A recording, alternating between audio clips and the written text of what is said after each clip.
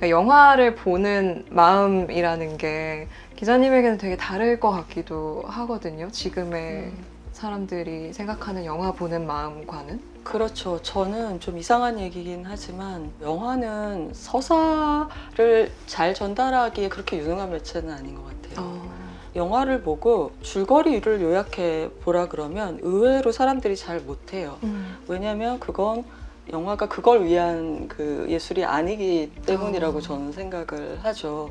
어떻게 생각하면 진정한 가성비는 그 감독님의 버전 같은 영화를 볼 때 찾을 수 있는 거라고 생각을 해야 될 것 같아요. 그러니까 가령 작은 스크린으로 혹은 폰으로 볼 때와 극장에서 가서 볼 때는 이미지의 크기 차이도 있지만 겨울서점에 오신 것을 환영합니다. 저는 김겨울입니다. 오늘은 저자 인터뷰 시간인데요. 제가 너무너무 모시고 싶었던 저자분이 이번에 신간을 내셔서 제가 냉큼 책을 내셨으니 인터뷰를 나오시지 않으시겠어요? 라고 권유를 드려서 드디어 겨울서점에 모시게 됐습니다. 제가 정말 오랜 시간 동안 이분의 글도 읽고 이야기도 들으면서 정말 많은 시간을 보내고 위로도 얻고 했던 기억이 있어요. 정말 모시고 싶었고 아마 저 말고도 많은 분들이 이분의 목소리와 이분의 글에 큰 위로와 공감을 얻었으리라 생각합니다. 지금 옆에서 너무 부담스러워하고 계신데요. 빨리 한번 모셔보도록 하겠습니다. 김혜리 기자님 모시겠습니다. 어서 오세요. 반갑습니다. 네, 저희 인사 부탁드립니다. 네. 안녕하세요. 겨울서점 독자 여러분. 저는 영화와 영화 만드는 사람에 대한 글을 신의 21에 쓰면서 살아온, 그리고 최근 몇 년 동안은 김혜리의 필름클럽과 조용한 생활이라는 팟캐스트를 만드는 팟캐스터이기도 한 김혜리입니다. 반갑습니다. 너무 반갑습니다. 일단 나와주셔서 너무 감사하고요. 불러주셔서 감사합니다. 아이고, 아닙니다. 사실 저는 개인적으로 내적 친밀감이 너무 커서. 예, 저도요. 전에도 한번 라디오 스튜디오로 불러주셔서 네네네. 한 시간 같이 했던 기억이 나네요. 그쵸. 네. 제가 라디오 북클럽 김겨울입니다의 게스트로 모신 적이 있었는데 이번에 또 겨울서점에 나와주셔서 너무 감사하고요. 감사합니다. 요새는 어떻게 지내세요? 5월부터 아로아 샨티킴이라고 하는 그쵸. 창원에서 온 강아지하고 같이 살게 됐어요. 그래서 룸메이트가 되어서 서로 적응하려고 노력을 하고 있습니다. 아로하 너무 귀엽더라고요. 인스타그램 모든 올려주시는 개는 거 귀엽죠. 보니까. 그쵸. 좀 저조할 때는 내일 아침이 안 왔으면 좋겠다 하고 잠에 드는 날들도 많았는데 개, 그리고 특히 아기거든요. 2살이 안 된. 그래서 모든 일이 이 친구에게는 행복해요. 그러니까 어떤 일이든 다시 시작할 때 깡총하고 시작을 해요. 그래서 귀여워. 아침마다 이제 그런 모습을 보면서 하루를 시작하는 게 굉장히 저한테도 큰 변화를 주는 것 같습니다. 저희가 이번에 새로 내신 신간 때문에 이렇게 자리를 함께 하게 됐는데 이 묘사하는 마음이라는 책으로 저희를 또 찾아와 주셨습니다. 정말 오랜만에 또 영화 이야기로 책을 내주셨는데 내시고 나서 약간 독자 반응도 보고 계신가요? 찾아보지는 않았어요. 네. 좀 여력이 없기도 하고 좀 무섭기도 하고 해서 그래도 일수에는 다 나갈 것 같다고 하셔서 역시 제가 오직 바란 건 이제 책을 굳이 내주신 출판사에 폐가 안 되는 거였는데 그거 걱정하지 말라고 하시더라고요. 네. 사실 1세는 뭐 사실 김혜리 기자님 그렇지 않아요. 의외로 그렇지 않아요. 그런가요? 네. 제가 더 많이 사도록 하겠습니다. 묘사하는 마음이라는 책이 그동안 쓰신 김혜리의 영화의 일기라는 글을 묻고 그 밖에도 그 전에 쓰신 글들도 더 이렇게 추가를 해서 책으로 이제 내셨는데 일단 두께가 상당하더라고요. 저도 깜짝 놀랐어요. 네. 굉장히 많은 분량의 글이 모였는데 이 정도일 거라고 생각을 못 하셨나 봐요, 두께가. 그렇죠. 그리고 원래 뭐 책을 쓰려고 가늠하면서 원고를 쓴 것도 아니고 그쵸. 그렇기 때문에 전혀 이 두께에 대해서는 예상이 없었는데 원래는 제가 이 글 말고도 이제 영화가 주제가 아닌 다른 산문들도 같이 묶을 수 있겠지 생각을 했는데 두 권으로 뭐 이런 얘기를 하시더라고요. 그래서 두 권은 당치 않다 생각을 해서 그럼 영화에 대한 글만 모으자라고 했고 이제 거기에 편집부에서 수고를 해주셔서 제가 늘 바라던 색인도 들어가고 그래서 친구들에게 선물할 때 좀 미안하더라고요. 이게 너무 무겁지 않나, 책장에 너무 자리 많이 차지하겠다 싶어서 미안한 마음으로 건네고 있습니다. 기자님 글을 좋아하는 독자들에게는 길면 길수록 사실 너무 좋기 때문에 저는 너무 좋았고요. 솔직히 통독하기엔 네. 좀 지루하실 거고요. 보셨던 영화나 알고 있는 배우나 OTT 등을 통해서 예전 영화지만 새롭게 봤는데 이 책에 마침 들어있다 그러면 한 편씩 네. 매칭을 해서 읽어주시면은 읽을만 하실 것 같습니다. 겸손의 말씀을 계속 해주고 계신데요. 말씀 주신 대로 여러 배우나 영화에 대한 글이 이제 한 편 단위로 수록이 되어 있어서 그렇게 읽으셔도 좋을 것 같은데 저는 통독을 했어요. 처음부터 끝까지 통독을 하면서 좀 재미있는 경험을 했던 게 제가 여기에서 다루고 있는 영화의 절반 정도를 봤더라고요. 보지 않은 영화가 절반 대단하십니다. 정도인데 아니에요.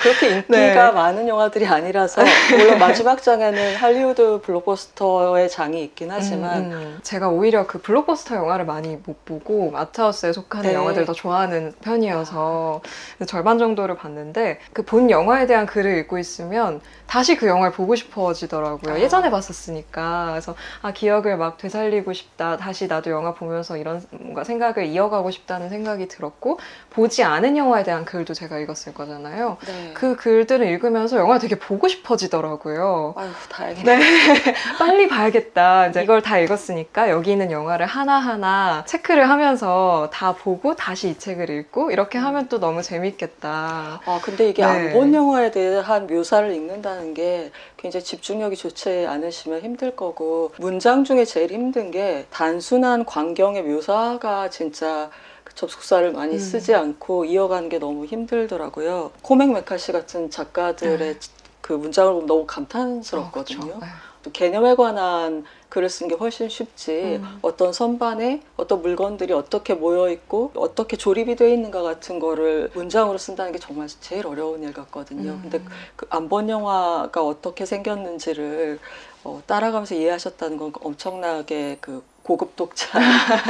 잘 써주셔서 그런 건데요, 사실. 묘사라고 말을 해주셨는데 제목부터가 묘사하는 마음이고 서문에서도 묘사하는 마음이란 무엇인가에 대한 이야기를 해주셨더라고요. 일단 제목은 직접 지으셨나요? 묘사하는 마음? 원래 제가 밀었던 제목은 묘사와 억측이었는데요. 출판사에서 왜 말렸는지 알 것 예. 같아요. 그래서 그건 좀 그러셔서 네. 묘사와 오독은 어떻겠냐 그랬는데 명사와 명사 이게 네. 독자들한테 빨리 와닿지 않는다 그런 의견이 전문가들한테 있으셔서 네. 고민하다가 굉장히 어렵게 낙착이 됐달까? 묘사하는 마음이 정해지고 서문을 쓰신 거예요? 제목부터 정했던 것 같아요. 제목부터. 뭐 아시겠지만 네. 서문은 미루다가 마지막에. 변명같이 아. 내가 어쩌다 책까지 내게 됐나 네. 이런 것들을 주섬주섬 쓰는 거죠. 왜 여쭤봤냐면 서문에 이제 묘사하는 네. 마음이란 무엇인지를 이야기를 해주고 계셔서 한번 여쭤봤었는데 묘사하는 마음에 대해서 이렇게 말씀을 해주셨어요. 영화에 이목구비가 있다면 내가 하고 싶었던 일은 그 초상을 그려 사람들에게 보여주는 것이었는지도 모른다. 내게 허락된 재료로 방금 본 영화와 비슷한 구조물을 짓고 싶었다. 가능하면 상징이나 이론을 끌어들이지 않고 스크린 안에 있는 것들만 물증으로 쓰려고 했다. 그러나 영화는 1초에 24번 소멸했다 생성되고 스크린과 우리의 뇌리에서 동시에 이중 상영되는 총체이니 묘사를 위해서는 개별 영화가 내용과 형식에서 도모하는 바와 긴밀히 연결된 부분을 선택하고 집중해야 했다. 내게 해석은 묘사의 길을 걷다 보면 종종 예기치 못하게 마주치는 전망 좋은 언덕과 같았다. 묘사하는 마음이란 그런 요행에 대한 기대와 아님 말고 이걸로도 좋게 하는 태평스러운 태도를 포함한다. 묘사는 미수에 그칠 수밖에 없지만 제법 낙천적인 행위이기도 하다. 이렇게 책에 서문에 써주셨어요. 어떻게 보면 영화 기자를 정말 오래 하셨고 영화에 대해서 사람들이 요새 원하는 지점 중에 하나가 되게 해석에 대한 열망이 있는 것 같아요. 어떤 네. 영화가 개봉하면 해석 완전판 이런 거, 막 최종 해석 이런 것들이 유튜브에 굉장히 많이 올라오고 이 영화의 해석은 이런한 것일 것이다 라는 추측들이 굉장히 많이 올라오고 사람들이 그것을 소비하는 것이 일종의 문화가 된 시대라고도 볼 수 있을 텐데 이 서문을 읽고 제목을 보면서 해석이라는 건 묘사를 하다가 만나는 어떤 언덕과도 같다는 그 말이 어떻게 보면 굉장히 겸손하게 느껴지는 말이기도 하고, 또 한편으로는 이렇게 일을 오래 하셨지만 영화에 대한 해석이라는 말보다는 묘사라는 말을 쓰시는 게 되게 신기하게 느껴지기도 했었어요. 네. 그게 일관된 기자님의 태도를 보여주는 것이기도 한데, 제목도 이렇게 정하시고 그런 마음으로 글을 쓰시는 이유가 있을까요? 말씀하신 대로 저는 그 영화에 대한 감상도 어느 정도 약간 좀 굉장히 쓸모 위주로 유통이 되고 있지 않나 하는 생각이 들어요. 아, 내가 이걸 보면, 이걸 들으면 다이제스트를 얻어서 영화를 안 봤지만 본 것처럼, 혹은 본 사람들 중에서 잘 본 것처럼 대화에 써먹을 수 있겠지? 라든가 아니면 약간 어떤 영화에 정답이 있는 것처럼 감독의 의도는 이런 거였어. 이스트에그? 뭐 그런 비밀들을 창작자가 심어놨는데 나는 그 보물들을 10개 중에 뭐 9개를 다 찾았어. 이런 의미로 유용함을 위주로 뭐 비단 영화뿐만 아니라 많은 문화상품에 대해서 네. 그런 것 외에는 거의 사람들이 궁금해하지 않는 시대가 됐는지도 모르지만 그런 글에는 제가 상당히 무능하다고 생각을 하거든요. 그래서 방금 읽어주신 대목에 썼듯이 그 텍스트의 의미라든가 정답이라는 게 창작자의 의도하고 일치하지도 않는다고 생각을 하고, 그렇기 때문에 정답 맞추기와는 뭔가 다른 것이 되기를 바랬었고요. 제가 제일 잘할 수 있는 것은 어떻게 영화하고 저하고 접점이 생겼었는지, 어떤 그 스킨십이 있었는지를 표면에 집중해서 쓰다 보면은 그것을 따라가다가 각자가 더 풍성한 의미를 발견할 수 있지 않을까 생각을 했어요. 근데 제가 해석이라는 거에 대해서 뭐 굉장히 교조적이고 앙상한 어떤 요약이다 이렇게 생각하는 것만은 아니고요. 가령 해석이란 말도 여러 가지 의미가 있잖아요. 피아니스트가 쇼팽을 이렇게 해석했다라고 할 때 해석이라는 말도 쓰잖아요. 네. 그거는 인터프리테이션이라는 의미보다도 하나의 예술품이 있을 때 그 옆에 자기만의 그림자상이랄까? 자기만의 그걸 보고 나서 그 옆에 비슷한 구조물을 자기가 갖고 있는 도구로 짓는 거잖아요. 피아니스트라면 악기로 쇼팽의 작품이라는 그 원전을 놓고 그것을 보면서 자기의 구조물을 짓는 건데, 만약 그런 의미의 해석이라면 제가 한다고 생각하는 묘사도 그 넓은 의미의 해석 범주에 들어갈 수는 있다고 생각합니다. 20대 중반부터 계속 잡지를 해왔다는 게 큰 영향이 있는 것 같아요. 왜냐면 잡지글이라는 건 쓰는 사람보다 읽는 사람 위주로 쓰게 되거든요. 그쵸. 읽는 분들한테 도착하지 못하면 일주일 후에는 폐기되는 글이기 때문에. 되게 잔인하다. 네. 근데 그게 또 저는 좋기도 했어요. 바로 그냥. 네, 그 사라지는 그 느낌이 가뿐하기도 했어요. 네네네. 마음이 가볍기도 했는데, 도착을 해야 된다는 것 때문에 읽는 분들의 즐거움 내지는 읽는 분들에게 갖는 의미를 먼저 생각을 했어요. 이제 그러다 보니까 아직 보지 않으셨을 영화에 대해서 먼저 본 사람의 해석을 들이미는 거, 그게 좀 당치 않다는 네. 생각이 들었던 거죠. 그래서, 그리고 잡지라는 것은 스틸 사진하고 같이 나갈 수 있기 때문에 이미지의 도움을 받을 수 있기 때문에 그 이미지를 더 느끼실 수 있는 성격의 글은 묘사였기 때문에 그쪽으로 이렇게 글 쓰는 어떤 근육이 훈련된 면도 있는 것 같아요. 영화를 보지 네, 않으신 네. 분들도 잡지를 읽을 네. 테니까. 예, 전 평론가라기보다 기자였기 때문에 한 2, 3주 지나서 내놓는 해석보다는 첫인상들의 글이어서 안경 쓰면 얼굴이 안경에 따라서 모양이 잡히듯이 네. 그렇게 형성이 된 면도 있는 것 같아요.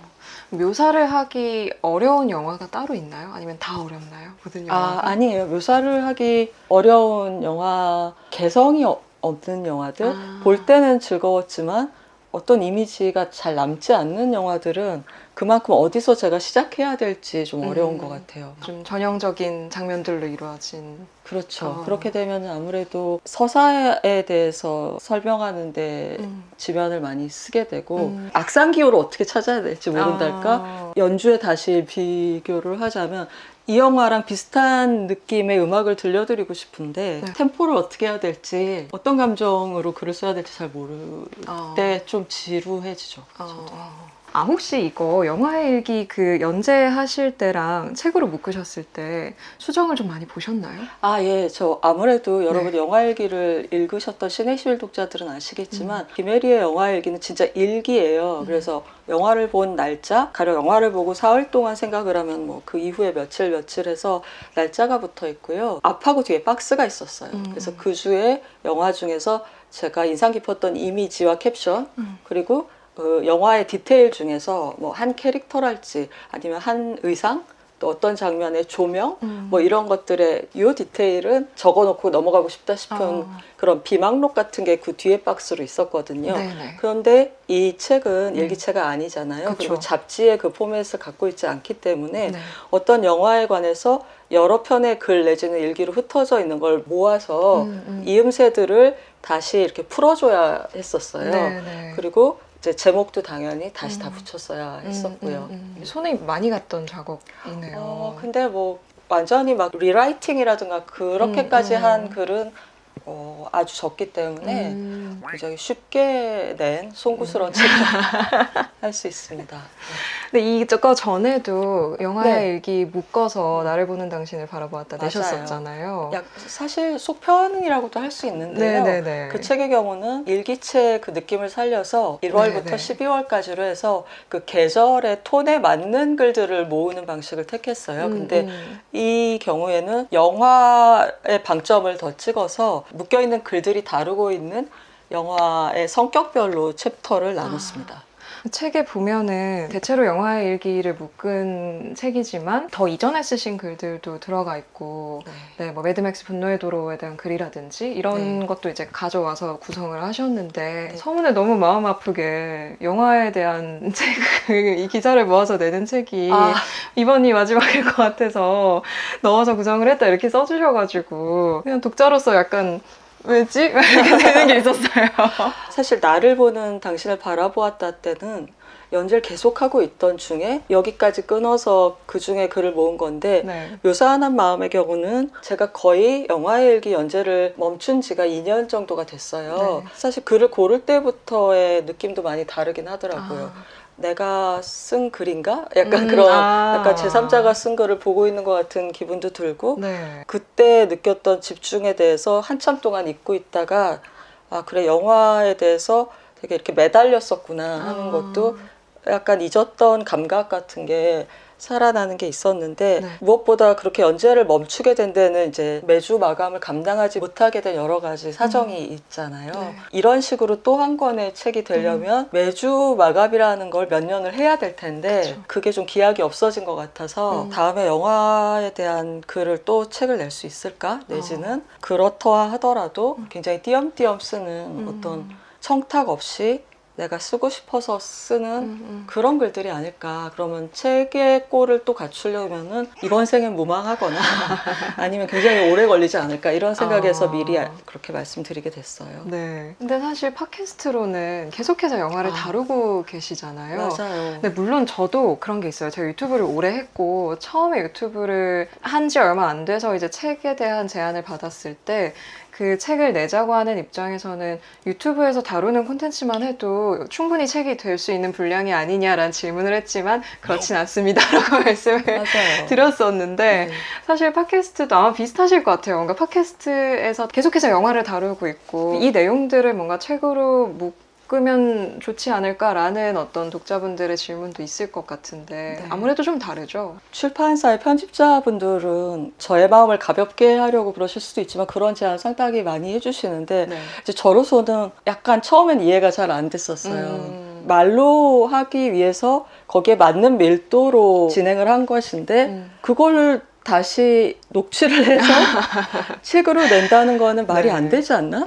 그랬으면 원래 글로 썼어야 하지 않나? 그런 생각도 들었어요. 근데 앞으로 제 생각이 어떻게 바뀔 수도 있겠죠. 만약에 말로 영화 이야기 하는 게 메인의 자리를 차지하게 된다면 훨씬 더 집중해서 다시 쓰는 과정이 보태어지지 않으면은 녹취록을 갖고 그냥 이렇게 흐름만 다듬어서 책을 내기는 쉽지 않을 것 같아요. 근데 아무래도 개봉작을 따라가는 그런 네. 작업은 말로 많이 하게 될 것 같아서 그 점이 좀 걱정이 되기는 하죠. 음. 글로서 붙잡아 앉히는 과정에서 생각을 하게 되기도 하잖아요. 그쵸. 요즘 저는 계속 영화들을 그냥 쑥 훑고 떠나보내고 있는 것 아. 같아서 슬픈 마음도 있어요. 근데 제 몸이나 정신이 또 변해가고 있고 또 쇠약해지는 건 어쩔 수 없는 거니까 네.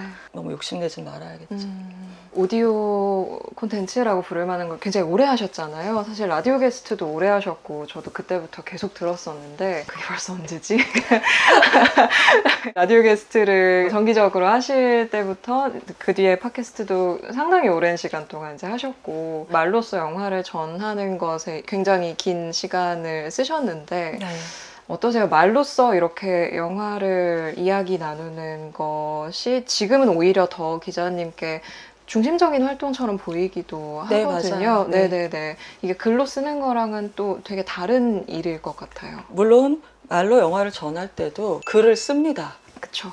그쵸. 그렇죠. 글이 있어야 예. 말을 할 수 있죠. 네. 그러니까 어떻게 이야기를 할 것인가 작은 주제들의 제목을 잡고 네. 그 안에서 또 어떤 순서로 그리고 이것만큼 빼놓지 않고 음. 또 이 묘사는 꼭 해서 음. 얘기를 해야겠다는 정도의 글은 있어요. 네. 근데 그 글은 밑그림 같은 글이고 글은 아니거든요. 네. 그러니까 그 결과물로서의 글은 아니기 때문에 제 머릿속에서는 같은 글이긴 하지만 차지하고 있는 방이 달라요. 그 대신에 말이 되기 위해 기다리고 있는 그 밑그림으로서의 글은 우연과 그리고 저랑 같이 방송을 하시는 분들의 생각을 위한 그런 자리들을 남겨놓고 있어요. 네.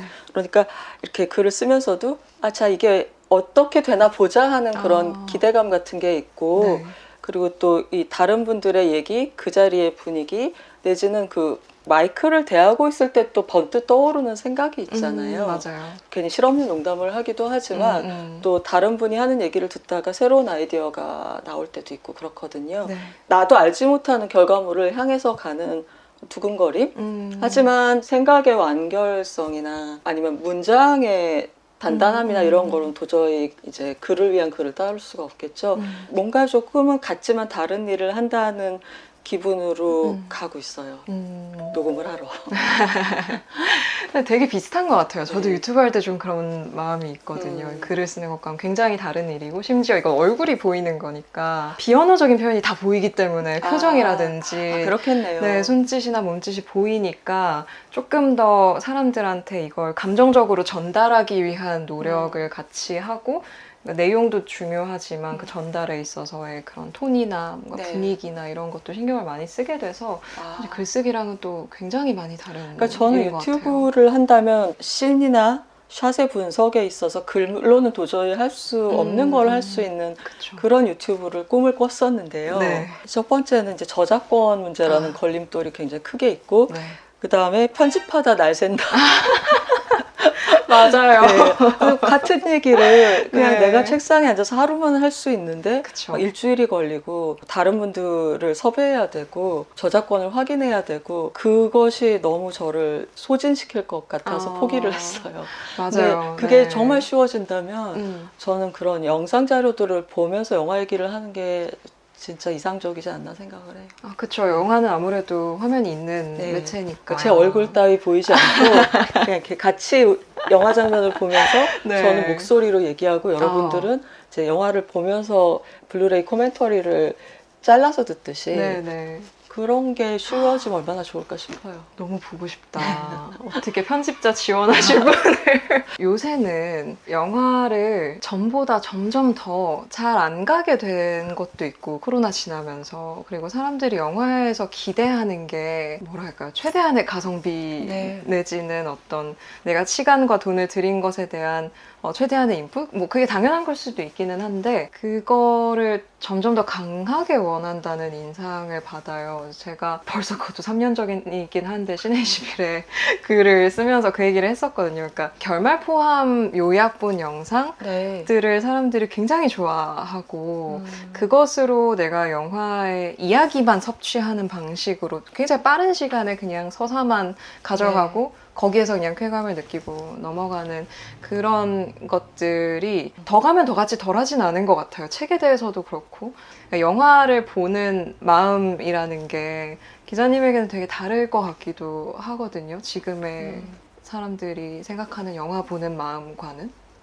아, 그렇죠. 저는 좀 이상한 얘기긴 하지만 영화는 서사를 잘 전달하기에 그렇게 유능한 매체는 아닌 것 같아요. 왜냐하면 영화를 보고 줄거리를 요약해 보라 그러면 의외로 사람들이 잘 못해요. 왜냐하면 그건 영화가 그걸 위한 그 예술이 아니기 때문이라고 저는 생각을 하죠. 네. 애프터 양 네. 지난번에 김소미 기자하고도 네. 얘기하셨지만 네. 코고나다 감독이 훌륭한 비디오 에세이스트이기도 한데 같은 이야기를 가지고 굉장히 상업적인 제작자가 찍어온 걸 갖고 편집해 놓은 거랑 감독이 원래 하고 싶었던 대로 편집한 걸 비교를 한 에세이가 있어요. 비디오 에세이가. 이제 그걸 보면은 제작자는 네. 보면 주인공을 따라가는 숏들 그리고 사건하고 관계 있는 숏들 갈등을 선명히 보여주는 그 숏들 가령 어떤 남자가 귀가를 해서 집 앞에 있는 뭔가를 발견하게 된다 그러면 차 세우고 바로 집 앞이 나오는 거죠. 근데 감독이 편집한 걸 보면은 같은 얘기인데 그 주인공을 따라가기보다 그 주인공이 있는 공간에 다른 사람들을 담아서 보여주고 공기를 보여주고 그리고 아까 말씀드린 것 같은 귀가 장면 같은 때는 그 계단을 올라가는 그 과정의 어떤 순간들을 보여준단 말이죠. 네. 이것은 과연 같은 영화인가? 어느 쪽이 더 영화적인가라고 할 때 네. 감독이 원했던 것과 그 제작자가 원했던 것을 보면 결말까지 포함한 요약 영상은 그 제작자의 비전을 따라가고 있다고 봐야 될 거고 네. 영화를 독자적인 언어로 생각을 하고 꼭 굳이 영화관에 가서 영화를 봐야 된다.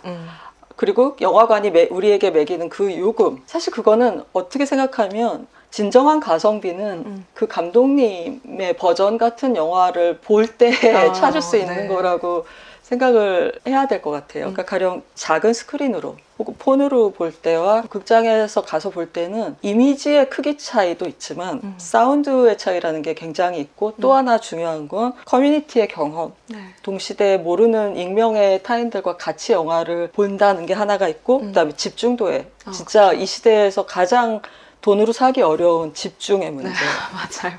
알람이 계속 오니까 알림이. 네. 그거를 다 산다고 생각을 하셔야 돼요. 제가 양질의 시간이라는 말을 썼을 때는 네. 구하기 힘든 그런 것들을 패키지로 가는 것이 영화관에 가는 경험이기 때문에 네. 오히려 더 또 과거의 관객들하고는 다른 의미에서 우리는 영화관에서 어떤 시간을 찾아야 하지 않을까. 물론 데이트다. 뭐 영화 보기 전에 밥을 먹고 끝나고 영화 얘기를 하는 여가 활동의 의미도 있겠지만 네. 조금 점점 더 내성적으로 자기를 들여다보고 어떤 이미지와 사운드의 효과에 집중하는 걸 도와주는 환경의 의미로서도 이제 극장이 갖는 자리가 중요해지지 않을까. 그렇게 생각하시는 관객분들이 더 많아졌으면 좋겠어요. 네. 관련해서 제가 이 책에서도 되게 인상적으로 읽었던 부분이 있는데요. 근심스러워. 뭐 이 사실을 읽었다 그러면 걱정부터. 뭘 또 거짓말을 써놓은 거를 또. 묘사하는 마음에 써주신 글들 중에 토리노의 말이라는 영화에 대해서 글을 쓰시면서 잃어버린 시간을 찾아서라는 제목으로 글을 써주셨었는데 영화가 유일하게 시간을 발명할 수 있는 예술이기 때문이다. 음악도 시간 예술이지만 시간을 다루는 순간 필연적으로 물리적 현실의 표면을 끌고 들어갈 수밖에 없는 어디를 찍은들 거기 삶의 흔적이 없겠는가. 영화는 관객으로 하여금 시간을 시간으로 받아들이게 한다. 동시에 영화는 일상의 급류에 가까스로 삽입되어 있는 TV나 기타 미디어와 다르게 시간의 질과 밀도, 속도를 장악할 수 있는 자치권을 관객들에게 암묵적으로 존중받는다. 살아있는 동안 인간은 시간의 의미를 알지 못한다. 죽음만이 미괄식으로 뜻을 부여한다. 그러나 영화는 삶의 시간을 삶의 시간으로 보존하면서도 숏과 시퀀스가 끝나는 순간마다 의미를 생산한다. 컷은 작은 죽음이다. 그래서 영화는 버지니아 울프의 관찰대로 여전히 현실보다 리얼하며 삶에서 멀어지려는 우리를 붙잡아 삶으로 데려다 놓을 수 있다. 지금 말씀해주신 부분과 연관이 있는 부분을 제가 낭독을 부탁드렸고요. 이 부분 읽으면서 정말 너무 공감했고 너무 좋다고 생각했고 저는 책을 읽는 것도 비슷한 맞아요. 일이라고 생각해서 책 읽기 저 너무 점점 어려워져요. 되게 많은 집중이 사실 필요하니까요. 책에 대해서도 사람들이 항상 어떤 책을 읽고 났을 때 남는 거가 있길 바라고 네. 책이 나를 교훈적으로 변화시키기를 바라고 책이 당장 나에게 쓸모있는 어떤 네. 메시지를 전해주기를 바라는데 사실 책을 읽는 거나 영화를 보는 것의 의미라는 게 그것과 보내는 시간이 얼마나 중요한 것인가를 이야기를 저도 강연 가면 많이 하거든요. 그래서 이 부분 읽으면서 굉장히 공감을 많이 했었습니다. 그리고 이 책에 이제 2012년에 쓰셨던 네버 엔딩 스토리의 위협이라는 글 이야기도 이어서 조금 해보고 싶은데요. 이제 영화라는 콘텐츠가 영원히 끝나지 않는 이야기를 계속하는 네. 대표적으로 마블을 네. 비롯해서 2012년에 이 글을 쓰셨지만 사실 지금까지도 계속해서 그런 일이 이어지고 있는 것 같아요. 그런 경향이. 원래 있는 콘텐츠에 속편이 나오고 이런 부분에 대해서 차라리 포스트 시네마라고 불러야 하는 게 아닌가라는 이야기를 그때 글에 써주셨는데 10년 딱 지났네요. 네. 지금도 비슷한 상황인 것 같죠? 네, 맞아요. 그래서 그 글에 썼던 게 잘못된 예측으로 판명이 났으면 그건 그것대로 또 하나의 글을 쓸 필요를 만들었을 텐데 대체로 네. 그 기조가 유지되고 있는 것 같고 제가 이 챕터를 굳이 따로 뺀 것도 네. 앞에 있는 챕터들에 있는 영화들하고는 뭐라고 말할 수는 없지만 뭐 포스트 시네마라고 할지 뭐라고 할지 모르지만 이것은 지금까지 우리가 봐왔던 영화와는 다른 무엇이다라는 생각이 들기 때문이에요. 특히 네. 서사의 면에서 이 영화가 독립된 텍스트로서 자립을 하고 2시간 동안 마무리가 되는 경험을 주는 게 아니라 네. 모든 영화가 다 브릿지인 거잖아요. 어. 지금 마블에서는. 그리고 이제 만들 때 시나리오를 쓰는 단계부터 그러하고 각자 달리는 말들을 보면서 오프사이드가 안 나오도록 이렇게 이렇게 계속 관리를 눈치를 옆에 하는, 보면서 네. 마블이라는 우산의 그 꼭지점에는 케빈 파이기라는 그 네. 제작자가 어떤 감독의 감독이 또 존재를 하는 상황이고 네. 영화를 그 수용하는 방식에 있어서도 음. 지금까지 우리가 알고 있는 영화를 본다라는 거하고는 굉장히 다른 경험들을 하고 있다고 생각을 하거든요. 네. 그런 면에서 여전히 주시해야 할 현상이고 그리고 비단 영화 안에서뿐만 아니라 이제 전체적으로 서사 예술에 해당하는 네. 모든 예술들이 물론 이게 코믹스에서 온 것이기도 하죠. 근데 코믹스하고는 또 다른 그 선택과 집중의 과정이 히어로 영화들에는 있는 것 같아요. 네. 그래서 이제 서사를 연구하는 모든 사람들에게 굉장히 큰 주제가 되지 않나 네. 하는 생각이 들어요. 네. 그 글에서 해리포터가 정말 끝이 났다는 사실을 굉장히 기뻐하시는 이 지겨운 브릿지 영화들만 보다가 해리포터가 대장정의 막을 정말로 내렸을 그 즈음에 이제 쓰신 글이다 보니까 그래서 네. 지금 그 10년이 지남으로써 나타나고 있는 거는 네. 피로감이죠. 그쵸, 그러니까 그쵸. 그렇기 때문에 탑건 매버릭 같은 영화가 물론 아날로그 액션이다, 피지컬한 스펙터클이다, 네. 이것에도 열광을 했지만 예전식의 속편이잖아요. 그쵸. 같은 옛날 인물들이 나와서 맞아요. 나이가 들어서 이제 이어지는 이야기라는 음. 의미의 속편인 거잖아요. 그쵸. 근데 거기에 대해서도 사람들이 이 향수 버튼이 많이 이제 눌렸던 것 같아요. 맞아요. 어떤 죽음도 죽음에 합당한 의뢰를 갖지 못하는, 제가 그렇게 썼던 것 같아요. 네일 아트 정도의 그 지속력을 가지는 죽음의 네. 여파? 네.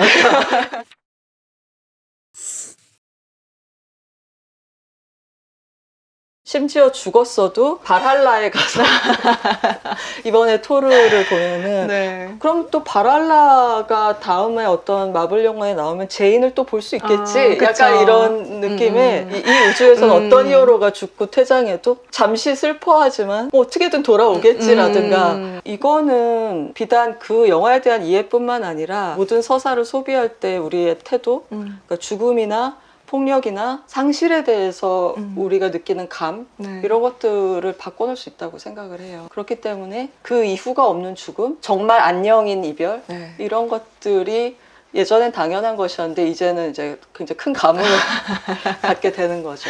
그쵸. 정말로 끝났다, 완결됐다, 이런 느낌의. 물론 저는 팟캐스트를 계속 듣고 있지만, 네. 최근에 보신 영화 중에, 이런 거 좀 흥미로웠다, 뭐 이런 거 있으세요? 높. 높. 네, 조던 필의 높이 네. 언제나 흥미로운 영화를 만들지만 네. 이제 그 정도로 문화적인 파장을 낸 그 장편 영화 데뷔작 이후에는 상당히 쉬운 길들도 선택을 할 수 있었을 거라고 생각했는데 네. 어스에선 또 다르게 노베에서는 또 다르게 자기한테 성공으로 인해서 주어진 리소스들을 가지고 비싼 테크놀로지를 가지고 하되 네. 그게 상업적인 쇼크 효과 내지는 더 무서운 영화를 만드는 데 집중하지 않고 호러 문법을 경유해서 미국 사회가 갖고 있는 스펙터클에 관한 관점이라든가 아니면 비인간들을 대하는 동물들을 바라보는 관점이라든가 네. 그런 것에 대해서 되게 독특한 방식으로 영화 만드는 방법을 밀어붙이고 있는 것 같아서 한 번 더 보고 싶었던 영화였어요. 맞아요. 노블 보고 나면 이상하게 계속 뭔가 얘기를 하고 싶어요. 노블 본 볼 사람들이랑. 때는 좀 힘들었는데 네, 네. 그렇죠. 내가 본 게 뭐였는지에 관해서 계속 생각하게 하죠. 볼 맞아요. 때도 힘들었지만 네. 끝나고도 다시 생각할 의욕이 별로 안 나는 영화들이 많거든요. 노베 경우에는 저도 보고 나서 직후에는 후배들하고 네. 좀 실망스러운가? 막 이런 아. 얘기도 했었고, 야, 근데 아이맥스 이렇게 쓴 거 처음 봤어. 막 아, 이런 얘기도 했었고, 네, 네. 그랬는데, 아, 이건 내가 본 게 뭔지 한 번 더 가서 확인을, 범죄 현장에 다시 찾아가야겠다. 네. 그런 생각을 했어요. 맞아요. 노블 본 직후보다 시간이 지날수록 더 생각나고 더 좋은 평가로 계속해서 수정되는 저에게는 그런 영화였던 것 같고 저는 그 개인적으로 용암맥에서 봤거든요, 노블. 가장 큰 관에서 봐서 아, 저도요. 네, 그 경험이 정말 야 이것이 시네마가 아닐까? 막 이런 얘기를 하면서 근데 사실 제가 농담으로 조던 필이 정말 무섭게 만들 수 있어요. 그쵸, 어떤 그쵸. 장면들을 보면 진짜 소름 끼치게 무서운 호러를 만들 수 있거든요. 예를 들어서 노베에서 보면 이제 나중에는 아이들의 장난으로 판명되는 네. 외계인이 드디어 왔나? 하는 생각하는 어떤 마곡간에서의 장면 같은 게 있거든요. 네. 진짜 등골이 서늘해지는 그런 공포감인데 그런 걸 만들 수 있다는 걸 보여주지만 이제 그거는 맥거핀이잖아요. 그쵸. 그렇게 슬쩍 던져주고 아, 사실은 이번 영화에서는 내가 가려고자 하는 거는 그래 그쵸. 가끔 하늘을 보자 이렇게 하면서 그래 가끔 하늘을 보자. 구름도 좀 보고. 그게 좀 멋있었어요. 너무 안 보신 분들은 빨리 보세요. 보고 와서는 환불 제가 해드리지 않습니다. 그렇습니다. 저에게 뭐라고 따지실 순 없겠습니다만 그래도 참 좋은 영화였어요. 확실히 책 얘기보다 영화 얘기가 재밌는 것 같아요.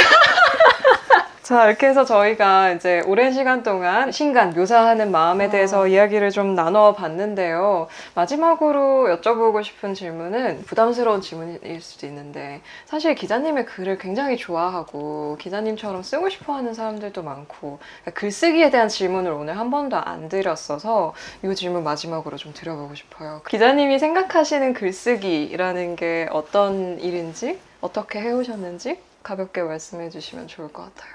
일단은 이제 저처럼 쓰고 싶어 하신다는 게 어떤 의미인지를 잘 모르겠어서 그렇긴 한데요. 네. 제 경우에는 제가 영화를 더 풍부하게 보실 수 있도록 돕는 일을 영화 세계에서 만들어지고 유통되고 소비되는 세계에서 그런 중간 베어링 같은 역할을 하고 있다고 생각을 하는데 제가 생각하는 글쓰기는 잡지를 사주신다거나 컨텐츠를 사주신다거나 그렇게 지불하시는 비용에 대해서 돌려드리는 가치 같은 거로서 일단 그 기능을 해야 된다고 생각을 했고요. 내심, 비밀스럽게는 업무를 하면서 살짝 직업적 횡령 같은 거 하는 거라고 생각한 건 이 영화의 이해를 돕고 있는 글을 쓰지만 내 개인한테는 이 영화를 경유해서 이 영화한테서 영감을 훔쳐서 내 글을 쓴다고 생각을 했거든요. 이제 그렇게 생각하면 어느 한쪽에도 너무 목숨을 걸지 않고 작은 만족들을 가질 수 있어요. 그리고 지속적으로 오래 쓰려면 아까 묘사 얘기가 또 나오는데 해석을 하나씩 제출해야 되라고 생각하면 제가 힘들어서 오래 쓸 수가 없었던 것 같아요. 조금 더 영화 옆에 서 있을 수 있는 그림 하나를, 노래 하나를, 스케치 하나를 만든다는 생각으로 계속 할 수 있었던 것 같아요. 근데 꾸준히 계속 한다는 거는 정말 중요하거든요. 그쵸. 그거는 어떤 글을 쓰느냐랑 어떻게 생각하면 내용과 무관한 작업의 패턴이지만 어떤 글이 나오느냐와 궁극적으로는 제일 직접적으로 관련이 돼 있을 수도 있어요. 그러니까 그걸 제가 지금 못하기 때문에 책이란 영화란 글이란 이런 거에 대해서 굉장히 말씀드리기가 주저가 되고 자신이 없는 것도 꾸준함을 요즘에 못하고 있기 때문에 물론 말로 대체를 하고 있다고 하더라도 이제 그런 이유도 있거든요. 그러니까 저는 지치지 않는 정도의 목표, 그리고 달걀을 한 바구니에 담지 마시고 글쓰기 과정 전체를 통해서 작게 다른 사람한테 이 정도의 즐거움을 주고 나한테 이 정도의 만족을 줄 수 있고 아담한 목표들을 갖고 영화를 대하면서 그 러닝타임 동안 극장에 앉아있는 시간이 사실은 글쓰기의 시작이라고 믿고 사실 영화를 보는 동안 혹은 복습하는 동안 아이디어가 제일 많이 떠오르거든요. 책상에 앉아서 뭘 쓰지 할 때보다 지금이 내가 제일 민감해야 될 시간이라고 생각하고 영화를 보시면 영화가 지겨울 것 같잖아요. 네. 사람들이 그런 질문 되게 많이 하거든요. 네. 직업으로 영화를 보면은 재미없지 않으세요? 옛날에 영화 볼 때보다. 근데 저는 반대인 것 같아요. 그러니까 글을 써야지, 그리고 나는 이게 내 직업이야 라고 영화를 봤을 때 훨씬 많은 게 보였고 더 영화들이 재밌었어요. 더 재밌고 많은 것들이 보였고 많은 것들을 느낄 수 있었거든요. 일과 놀이를 같이 하는 느낌으로 목표들을 분산시켜서 글을 쓰시면 언젠가 자기의 문체나 영화 보는 관점을 만날 수 있지 않을까 생각을 합니다. 네, 정말 하루 종일 붙잡고 계속 인터뷰를 하고 싶지만 오늘 인터뷰 여기서 마무리를 하려고 합니다. 이제 영화에 대해서 또 신간 묘사하는 마음에 대해서 또 글쓰기에 대해서 여러 가지 좋은 이야기 많이 해주셔서 도움 받으시는 분들 많으실 것 같고 저는 개인적으로 사심을 충족하는 시간을 이렇게 유튜브에서 또 보냈기 때문에 네, 저 개인적으로도 굉장히 의미 있는 시간이었거든요. 기자님 오늘 나와주신 소감을 간단하게 부탁드립니다. 저 너무 못한 것 같아요. 무슨 말씀이세요? 아니요. 뭔가 더 간결하고 이 영상을 보길 잘했다. 그런 네. 느낌을 드리고 싶었는데 충분히 그런 너무 영상인데. 오랜만에 인터뷰를 당하다 네. 보니까 하시다가 그래서 좀 너무 아쉬운데요. 다음에 기회가 있으면 만회하도록 하겠습니다. 네. 그리고 좋은 질문 감사합니다. 아이고 사실 약간 비하인드를 얘기하자면 제가 이걸 오기 전에 정말 긴장을 많이 했었어요. 왜냐하면 인터뷰를 워낙 많이 하셔가지고 네. 제가 인터뷰를 하려고 하니까 인터뷰를 이렇게 많이 한 사람에게 내가 무슨 질문을 해야 되나 이런 걱정과 막 떨림과 설렘과 이런 거를 안고 왔는데 너무 또 말씀을 잘 해주셔서 역시 믿고 듣는 김혜리다 이런 생각을 속으로 했다라는 비하인드를 전해드리고요. 오늘 영상은 네, 여기서 마무리를 하도록 하겠습니다. 신간 묘사하는 마음 많이 관심 가져주시고요. 우리는 다음 주에 또 만나도록 하겠습니다. 와주셔서 감사합니다. 또 오세요. 고맙습니다. 감사합니다. 네.